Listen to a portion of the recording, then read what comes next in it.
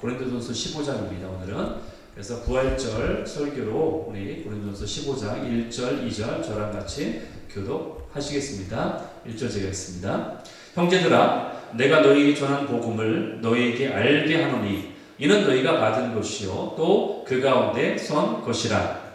너희가 만일 내가 전한 그 말을 굳게 지키고 헛되이 믿지 아니하였으면 그로 말미암아 구원을 받으리라. 내가 받은 것을 먼저 너희에게 전하였노니 이는 성경대로 그리스도께서 우리 죄를 위하여 죽으시고 장사 지낸 바 되셨다가 성경대로 사흘 만에 다시 살아나사 게바에게 보이시고 후에 12 제자에게와 그 후에 500여 형제에게 일시에 보이셨나니 그 중에 지금까지 대다수는 살아있고 어떤 사람은 잠들었으며 그 후에 야고보에게 보이셨으며 그 후에 모든 사도에게와 맨 나중에 만삭되지 못하여 난 자 같은 내게도 보이셨느니라. 나는 사도 중에 가장 작은 자라. 나는 하나님의 교회를 박해하였으므로 사도라 칭함받기를 감당하지 못할 자니라. 그러나 내가 낳은 것은 하나님의 은혜로 된 것이니 내게 주신 그의 은혜가 헛되지 아니하여 내가 모든 사도보다 더 많이 수고하였으나 내가 한 것이 아니요 오직 나와 함께 하신 하나님의 은혜로라. 그러므로 나나 그들이나 이같이 전파하매 너희도 이같이 믿었느니라. 그리스도께서 죽은 자 가운데서 다시 살아나셨다 전파되었거늘 너희 중에서 어떤 사람들은 어찌하여 죽은 자 가운데서 부활이 없다 하느냐. 만일 죽은 자의 부활이 없으면 그리스도도 다시 살아나지 못하셨으리라. 그리스도께서 만일 다시 살아나지 못하셨으면 우리가 전파하는 것도 헛것이요 또 너희 믿음도 헛것이며 또 우리가 하나님의 거짓 증인으로 발견되리니 우리가 하나님이 그리스도를 다시 살리셨다고 증언하였습니다. 만일 죽은 자가 다시 살아나는 일이 없으면 하나님이 그리스도를 다시 살리지 아니하셨으리라. 만일 죽은 자가 다시 살아나는 일이 없으면 그리스도도 다시 살아나신 일이 없었을 터이요. 그리스도께서 다시 살아나신 일이 없으면 너희의 믿음도 헛되고 너희가 여전히 죄 가운데 있을 것이요. 또한 그리스도 안에서 잠자는 자도 망하였으리니 만일 그리스도 안에서 우리가 바라는 것이 다만 이 세상의 상뿐이면 모든 사람 가운데 우리가 더욱 불쌍한 자이니라. 그러나 이제 그리스도께서 죽은 자 가운데서 다시 살아나사 잠자는 자들의 첫 열매가 되셨도다. 네, 51절로 갑니다. 보라 내가 너희에게 비밀을 말하노니 우리가 다 잠잘 것이 아니요 마지막 나팔에 순식간에 후련히 다 변화되리니 나팔 소리가 나매 죽은 자들이 썩지 아니할 것으로 다시 살아나고 우리도 변화되리라.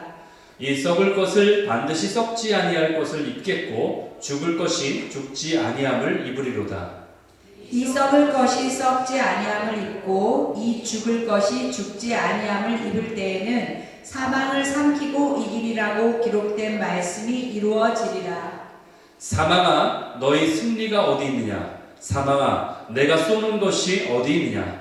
사망에 쏘는 것은 죄요 죄의 권능은 율법이라.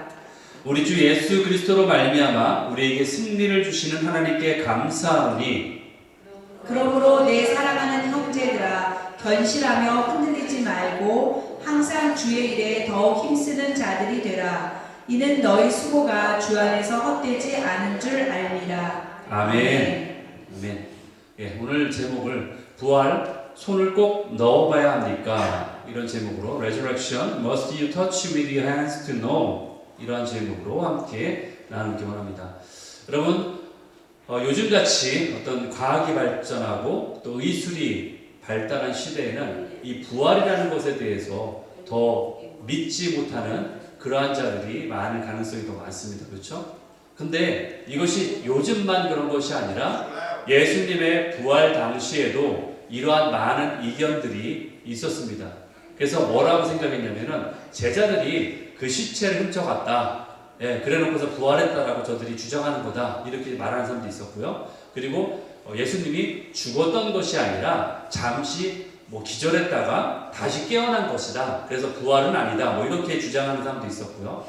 또는 제자들이 그 예수님의 부활을 너무나 간절히 사모했기 때문에 제자들이 환상을 꾸거나 어떻게 꿈을 꾸거나 착각한 거다 뭐 이렇게 이야기하는 자들이 있었다라는 거죠. 예. 그러나 팩트는 뭐예요? 사실은 주님이 살아나신 거예요. 주님이 부활하신 거예요. 이것이 팩트예요. 사실이에요.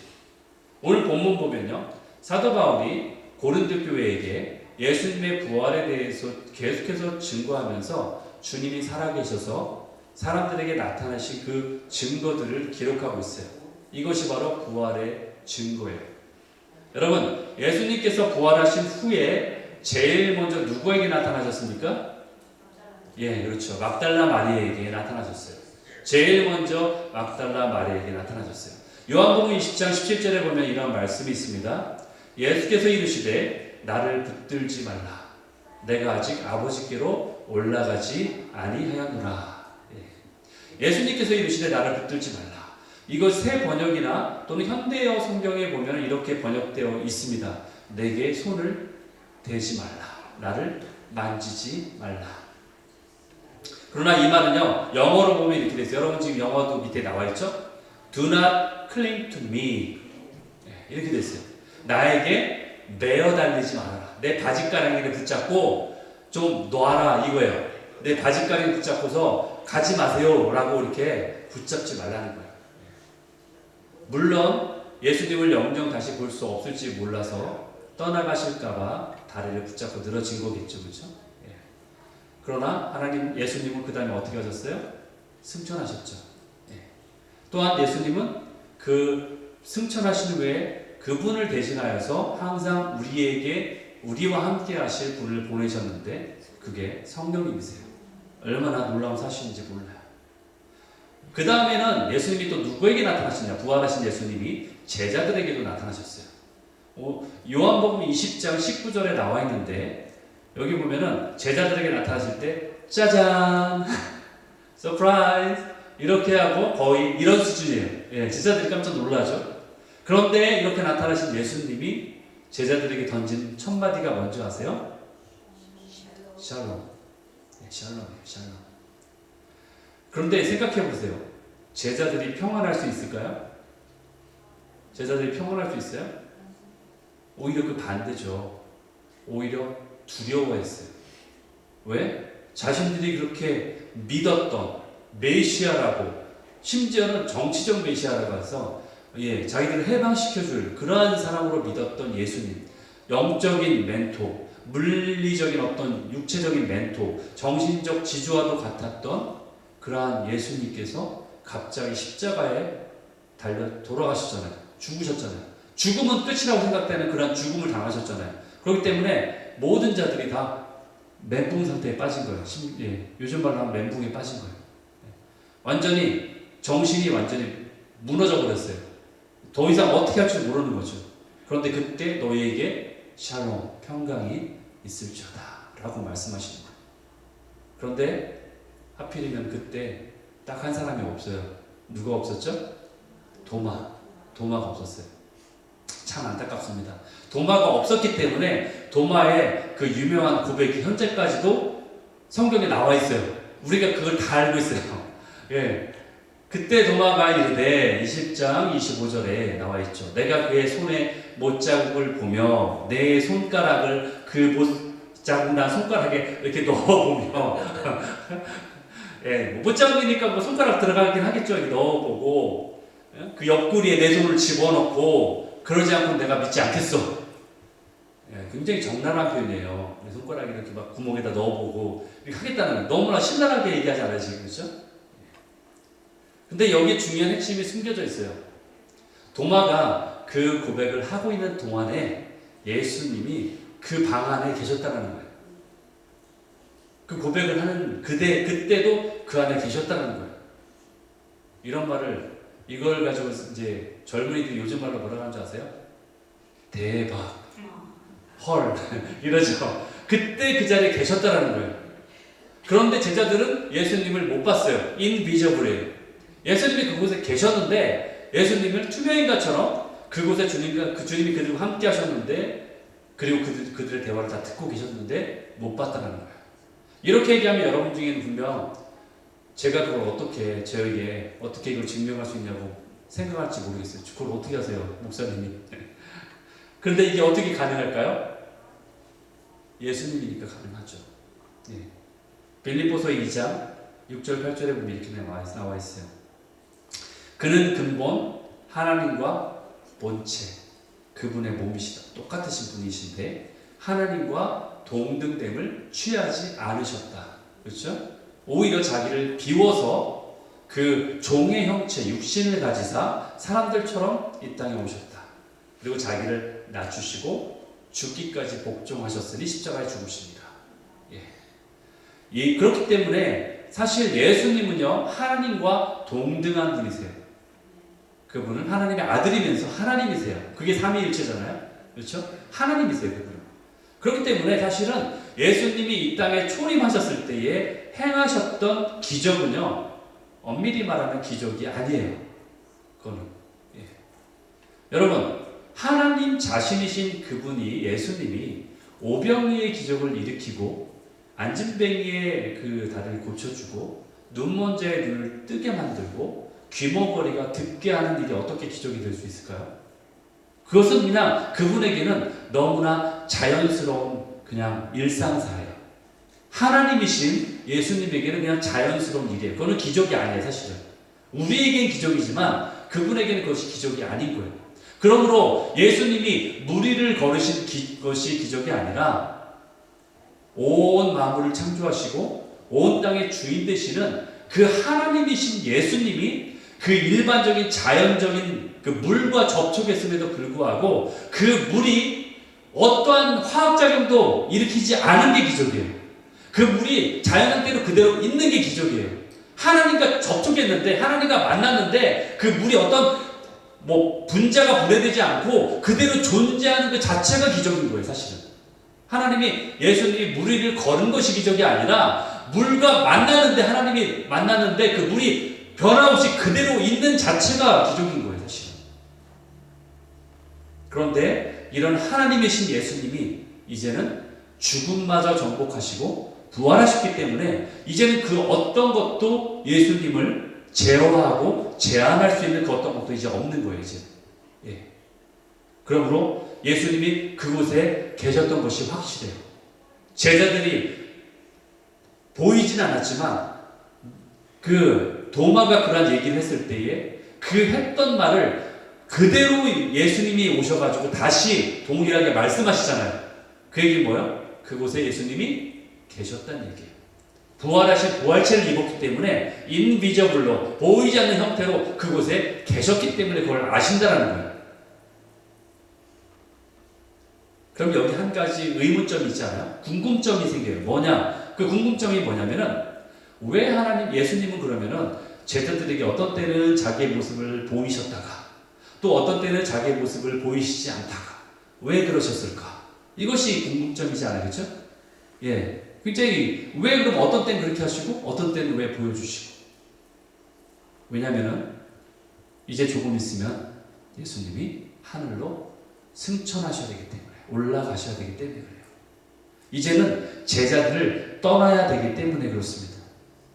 육체로서는 더 이상 제자들과 함께 할 수 없기 때문에 점차 보이지 않는 그 주님의 임재 앞에서 제자들이 익숙해지기를 원하신 거예요.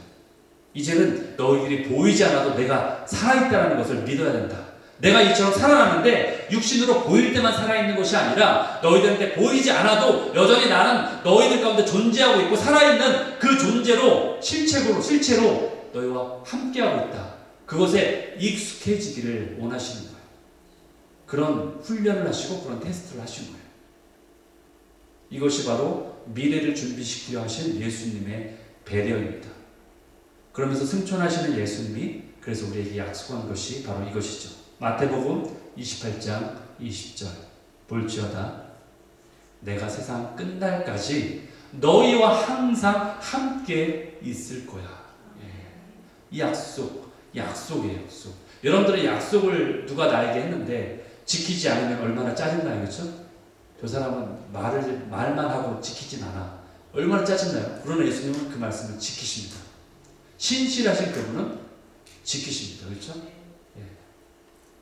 그리고 그 하나님, 또 다른 하나님이신 보혜사 성령님을 우리에게 보내주심으로 그 약속을 이루시는 거예요.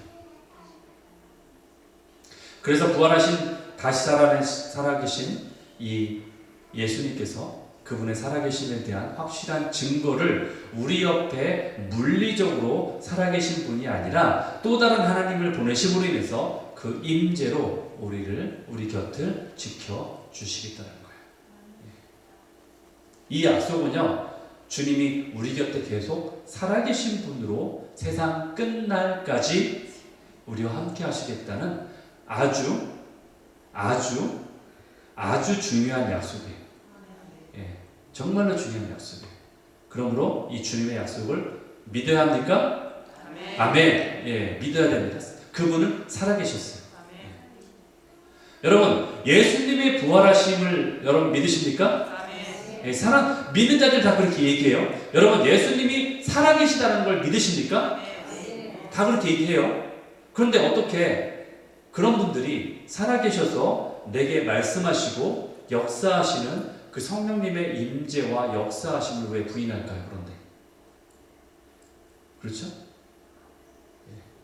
그런 행위는요, 예수님이 하신 약속을 깡그리, 죄송해요 이런 표현 써서 깡그리 무시하고 부인하는 행위예요. 그런 것은 예수님의 말을 완전히 부인하는 거예요. 그리고 이것을 심지어 뭐라고 얘기하느냐? 성령을 무시하는 행위다. 성령 해방책. 마가복음 3장 29절에 그런 얘기가 있죠. 누구든지 성령을 모독하는 자. 성령이 계신데 성령이 안 계시다. 성령이 분명히 살아계신데 그분은 죽어있다. 또는 그분은 이제 역사하지 않는다. 더 이상 무슨 세워진 동상처럼 계시긴 계신데 하나도 워킹하지 않으시고 하나도 일하지 않으시고 그냥 계신 존재. 아무런 의미도 없고 나에게 관계할 수도 없고 나에게 영향을 끼칠 수도 없고 힘을 발휘할 수도 없는 그냥 무슨 동상처럼 인형처럼 계신 존재라고 말하는 자체가 성령을 회방하는 죄예요. 사실 무시하는 거예요. 예수님이 우리와 함께 하시겠다고 약속하신 또 다른 보혜사를 보내시겠다고 약속하신 그 약속을 무시하는 거예요. 그렇죠? 성경에 분명히 나와 있는데 예수님이 분명히 말씀하셨기 때문에 그렇습니다. 저의 얘기가 아니라.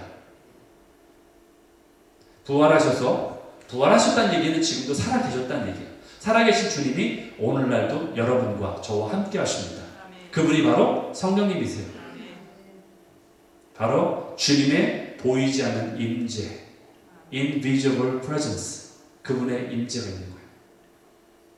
도마가 의심의 고백을 했을 때, 그래서 여러분도 지금 그 고백을 알잖아요, 그렇죠?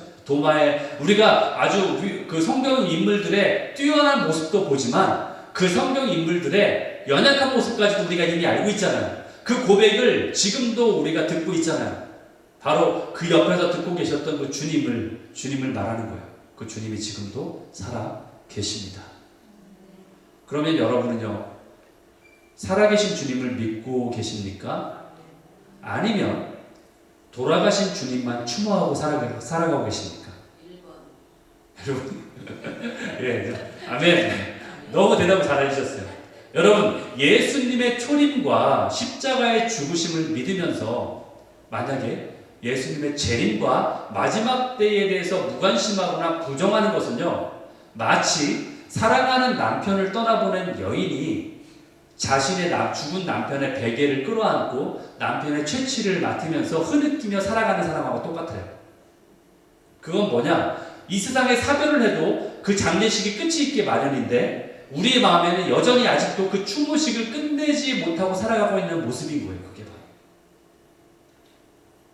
완전한 복음은 초림과 재림을 다 믿는 거예요. 구원의 완성까지 믿을 수 있는 게 진정한 복음이에요. 반쪽짜리 믿음만 가지면 안 된다는 거예요.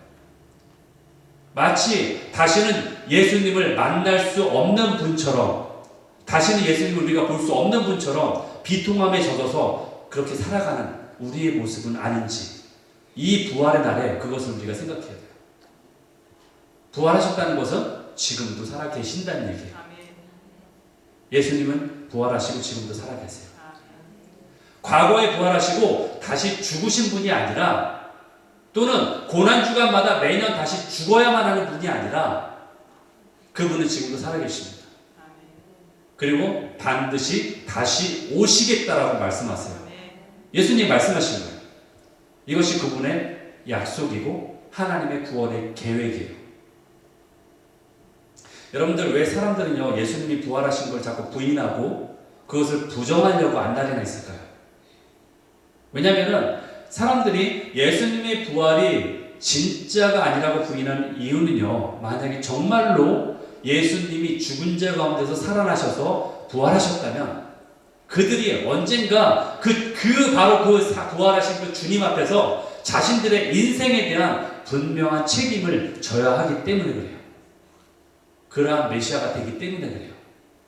그렇기 때문에 현재 자신들이 하고 싶은 대로 살아가고 있는 그 삶의 형태를 완전히 바꿔야만 되기 때문에 송두리째 바꿔야 되기 때문에 그래서 그거 싫기 때문에 예수님이 부활했다고 얘기하지 않는 거예요. 부인하는 거예요. 여러분 유대인의 안식일이 언제인 줄 아세요? 예? 예. 금요일 저녁부터 토요일 저녁, 해질녘 저녁까지 그게 바로 유대인들이 지키고 있는 안식일이에요. 그러므로 예수님께서 부활하셨던 날은 언제냐? 바로 안식일 그 다음 날이 되겠죠. 우리 주일이니까, 현재 주일이겠죠? 일요일이니까. 그 안식일 다음 날이 언제예요? 유대인들이 안식일을 마치고 이제 다시 자신들의 일터로 돌아가 일을 하는 날이에요. 그날 예수님이 부활하신 거예요. 이게 무슨 뜻일까요? 여러분 하나님께서는요 인간을 창조하신 후에 7일째에 7일 7번째 날에 안식하셨어요. 그리고 더 이상 창조하지 않으셨어요. 그러나 이제 그분의 아들 예수님의 부활을 시작으로 하나님께서 다시 일하시기 시작하셨다는 얘기예요. 이제 우리는 창조의 역사의 8번째 날을 지금 살아가고 있는 거예요. 주님이 다시 하나님이 다시 일하시기 시작한 그날을 이제 살아가고 있는 거예요. 그래서 하나님은 세상을 6일 동안 창조하시고 7일째 되는 날에 안식하셨는데 그 7번째 날은 아주 긴 시간이었어요. 예수님이 오시기까지 아주 긴 시간 동안 안식하셨어요. 그리고 유독 그 7번째 날의 하루가 몇 세기 동안 지속되었는데 그 기간 동안 하나님은 아무것도 새로운 창조를 하지 않으셨어요. 그런데 새로운 창조가 언제 나오느냐? 그 뉴라는 새로운 창조가 신약으로 넘어오면서 이제 시작이 되는 거예요. 그게 바로 예수님의 부활로 시작이 되는 거예요.